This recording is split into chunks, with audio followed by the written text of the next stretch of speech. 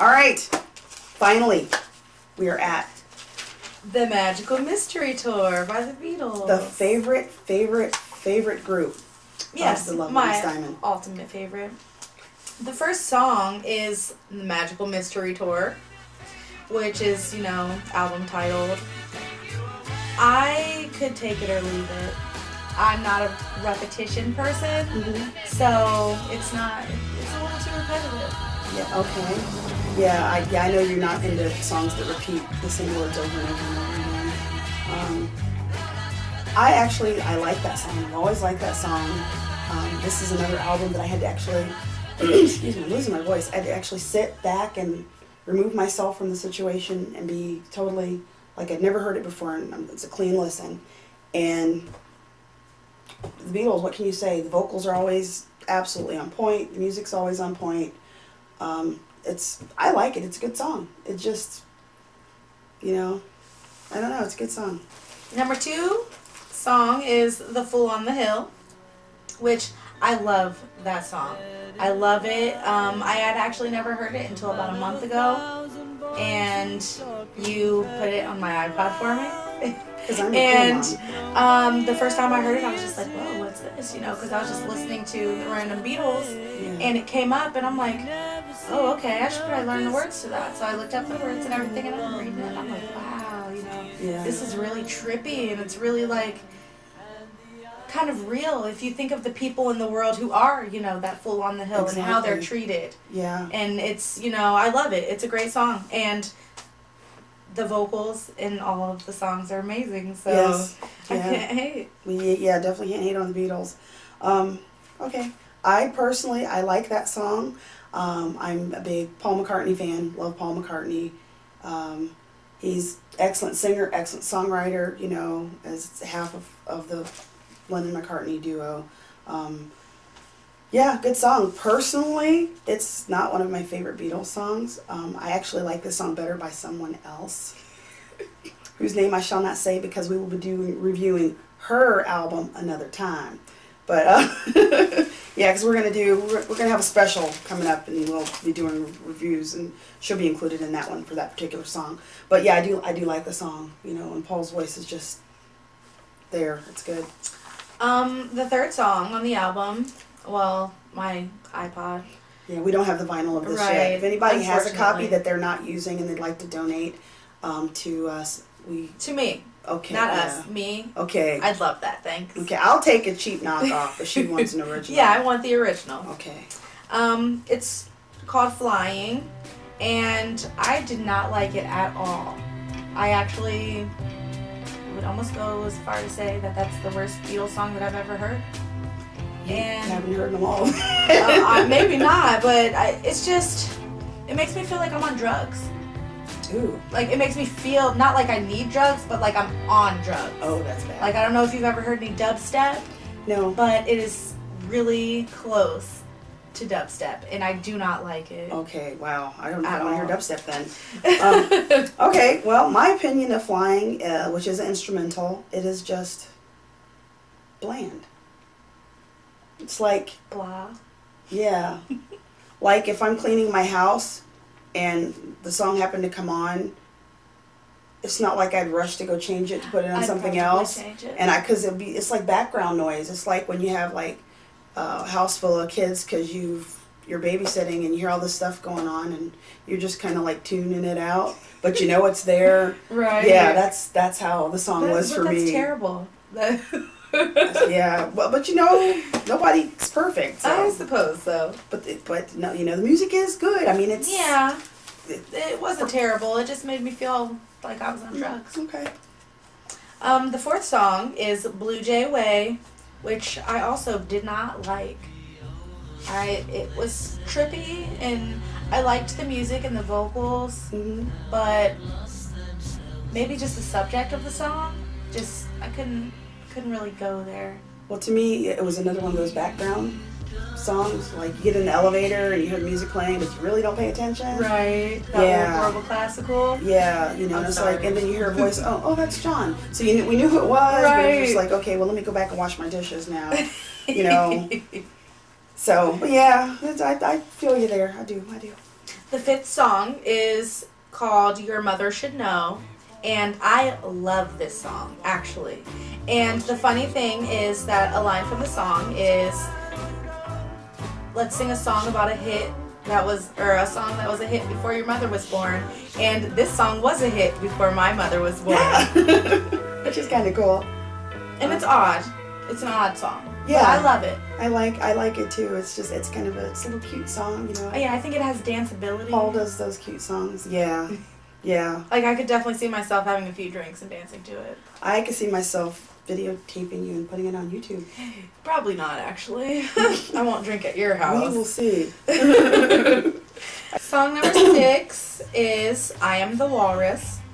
And I love this song so much.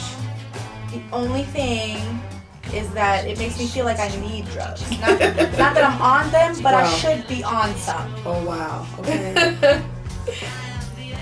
How about you? I love that song. I've always loved that song ever since I first heard it. I was like, I don't know, 10 or 11 when I first heard it. And I was like, this is really cool. So, yeah, it's just a great song. It's one of my favorite songs on the album. Absolutely. I Hands agree. down. Hands That is down. actually my number 1 favorite song on the album. Oh, wow. Okay. Okay. The 7th song is Hello Goodbye, which I did not even know was a Beatles song. I actually heard it on a commercial, and I was singing it, you know, because it's a cute little jingle, and then you were like, oh, that's the Beatles. And I was like, wait, it is? So I had to listen to it by them. I don't really like it by them. I like the commercial version. Oh, okay. Because they're not really into it. I don't know if I remember the commercial version. I remember kind of remember telling you this, It's but kind of the same, but the Beatles aren't singing it. okay, okay, yeah, that would be a big difference. Yeah. I've always liked that song. Maybe it's because I had the 45 when I was a kid and I played it to death, and it's just a good song. But I do like it. It's another. Of My children favorite. love it. My children love that song, and they dance to it. Okay, A and I can say at least one of my children love it. Not yeah. Okay, I can say 2 of my children love it. Wait, who else? Does. Oh, okay. Yeah. Okay. Song number 8 is Strawberry Fields Forever. And I think this is a strange song. I like it, but the first time I ever heard it was in the movie Across the Universe. And so every time I hear it now, I go straight to that scene from that movie where they sing it. And it kind of like clouds my judgment of it, maybe. Okay. Because it's kind of like reading a book before the movie, or seeing the movie and then reading the book of something. Yeah, it kind of ruins it for you. So I don't really have a good, honest opinion. Well, Strawberry Fields is another of my very favorite songs by the Beatles. You know, I'm batting 3 in a row here. Right. Literally in a row. Love the song, love the song. Yeah, I mean, there's just nothing else I can say, but it's just A+ song. Okay. Song number 9 is Penny Lane, which I would say is my grandmother's favorite. Well, only one that she Beatles. likes of the Beatles. Now there's a second song. She Is likes, there? She likes Got to Continue. Oh, she told me that she only liked Penny Lane. But that Penny Lane is the one She said she doesn't like the Beatles. yeah. I think it's weird. That's about my only thing is it's strange. The song or Yeah, the well, both. Okay. Sorry. But yeah, I think it's a strange song. I love it. Again, like I said, another Beatles song that I absolutely adore. Had this on 45 too, many years ago. And when I was a teenager, I used to get teased because, you know, my name, Penny Lane, Kimmy Lane, and it's like, you know, and I used to kind of hate that, but, you know, now that I'm older, it's like, hey, that's cool, I'm in a Beatles song. kind of, Right. You know? So. It'd be like being named Michelle, you know. Exactly, yeah. On to one of my least favorites, actually, of the album. Song number 10 is Baby You're a Rich Man, and I don't like the high-pitched tone of whoever, I don't know which one's singing it, but the high pitch that their voice takes, well, I don't know which one of them sings it either, but the high pitch that his voice takes doesn't seem like their real music. You know what I mean? It seems like it's just like it was filler for the album. Okay. Well, I'm not a big fan of Baby You're a Rich Man. I also feel that it's like a filler song, to be honest. You know, and I like the song actually by somebody else better. I shouldn't be laughing because the Beatles are my favorite. Which is so funny though. You might like their version better. If it's the V people, the VF, can I say? Yeah. Vanilla Fudge. No. Oh no, it's not by Vanilla Fudge. If it's them, it's horrible. It's a rap version. Oh, okay, yeah. Okay. It's Fat Boys. But yeah, I like their version better. That's my actual. I think that's my least favorite song, other than the other one that I said that I didn't like. Oh, okay. Well. To the last song on the album, it is called "All You Need Is Love," which I think is a good song. I love it. I like it by someone who isn't them. Okay. And it's the reason for it is because when they do their version, if you listen to this album, there's no soul behind the words. It's like, I'm telling you, all you need is love. Mm-hmm. That's it. All you need is love. I'm not like, all you need is love. Yeah, you know? yeah. It's not like that. I can dig it. Yeah. I've always liked the song, loved the song. I've never really thought about it that way until we were listening to it today, trying to, you know, figure it out. And it's like, you know what? Yeah, it does seem like there's a little bit of something lacking. Lack of emotion. Yeah. Even when you hear the whole crowd, because, you know, that song was done and they had all these people come into the studio and stuff. That's why you have all the background noise. So, you know, it's almost like there's more emotion coming from the people who came in, who were sitting in, you know, the Abbey Road studio, because it was, you know, it was at Abbey Road, right? You have all this emotion coming from the people around, but it's not coming through. Right, through the people who are mainly from John, you know. There, right. So, but I mean, yeah, I mean, we're not trying to take away from the song. I do personally, I'll speak for me, I'm not trying to take away from the song. I love the song. I think, you know, John did as good as he could do that day. Well, apparently, yeah. And I mean, I love it too, but I much prefer it from the movie Across the Universe. Yeah. Because they, you know, try to not copy per se the Beatles songs, but kind of make them their own. And a few of them did a great job of making them their own. Yeah. Yeah, because it's good if you can take a song and make it your own. Yeah, we will probably might do that. Yeah. I rate the album as a whole as an 8.